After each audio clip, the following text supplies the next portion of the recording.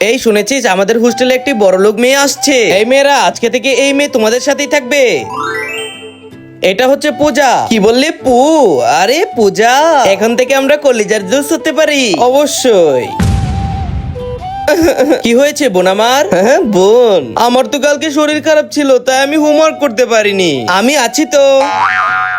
এই তো হয়ে গেছি হোমওয়ার্ক। থ্যাঙ্কস। তার মানে এখন আমরা পাক্কা দোস্ত হয়ে গেছি। ওই শুন, ওই বোকা পূজা আসছে। 1 2 3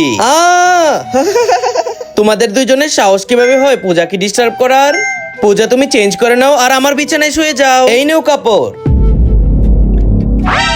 আমার কাছে খবর আছে তোমরা হোস্টেলে ছেলে নিয়ে ঢুকেছো। না ম্যাডাম, এমন কিছুই হয়নি, আপনি চাইলে চেক করতে পারেন। এই মেয়েটা কিভাবে আমার পাশে শুয়ে গেল? তুমি এতটা খারাপ? ছি, এত জোরে চোর মারলো, আমি অনেক ব্যথা পেয়েছি। মাকে ভালোবাসি, লাইক সাবস্ক্রাইব করে দাও।